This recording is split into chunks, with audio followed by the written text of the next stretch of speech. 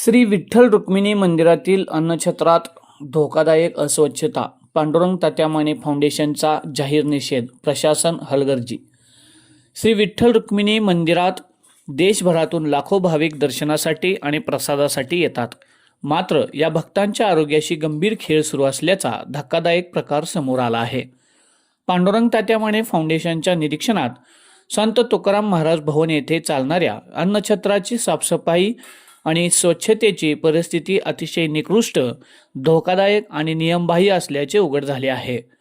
फाउंडेशनच्या निरीक्षणात अन्न तयार करण्यासाठी वापरल्या जाणाऱ्या मशीनवर प्रचंड घाण, चिकट थर, बर साचलेला तसेच दीर्घकाळ स्वच्छता न केलेली दिसून आली आहे।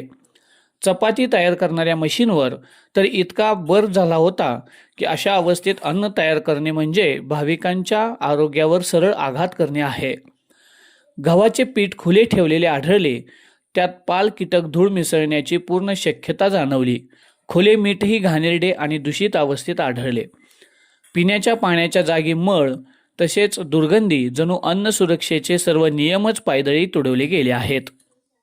निकृष्ट पालेभाजी, नासके कांदे अन्न म्हणून देण्यायोग्य नाही। स्वयंपाकघरात वापरल्या जाणाऱ्या भाज्या पूर्ण खराब, पालेभाजी उघड्यावर टाकलेली, अन्न वाढण्याच्या ठिकाणी कर्मचारी कट्ट्यावर बसून प्रसाद वाढताना कोणतेही हँडकॅप नाही, हातमोजे नाहीत, स्वच्छतेचा कोणताही प्रोटोकॉल पाळला जात नाही। मंदिर समितीचा कारभार प्रश्नचिन्हाखाली आहे। दररोज लाखो हजारो भाविक अन्नछत्राखाली प्रसाद घेतात। त्यांच्या आरोग्यासोबत असा उघड गैरव्यवहार होत असताना मंदिर समितीचे डोळे उघडे आहेत की मिटलेले, असा प्रश्न उपस्थित होत आहे। फाउंडेशनने प्रसिद्ध केलेला हा व्हिडिओ पाहिल्यास मंदिर प्रशासनाची निष्काळजीपणा, हलगर्जीपणा आणि गैरजबाबदारी स्पष्ट दिसून आली आहे।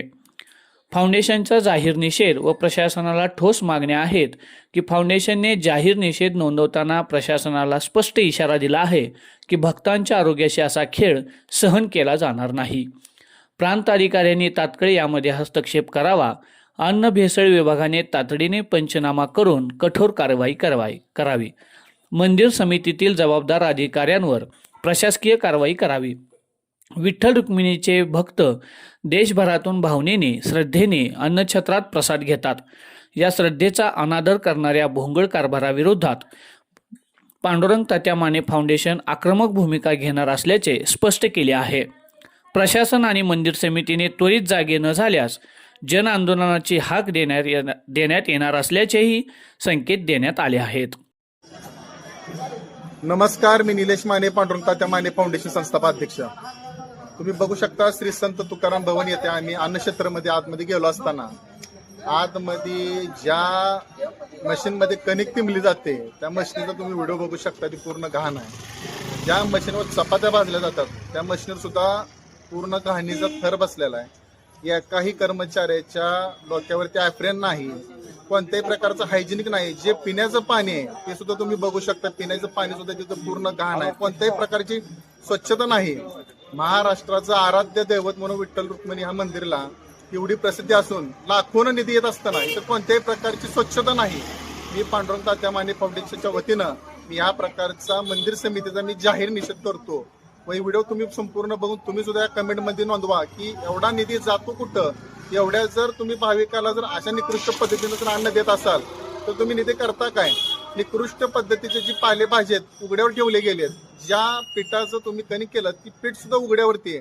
आज पाल आहे, झुरळ आहे, किडा आहे, मुंगी आहे, काही होऊ शकतं। आज तुम्ही लाखोंच्या संख्येने येत असणाऱ्या भाविक भक्तांच्या जीवाशी तुम्ही खेळ करताय का, असा खडा सवाल पांडुरंग तात्या माने फाउंडेशनचा आहे।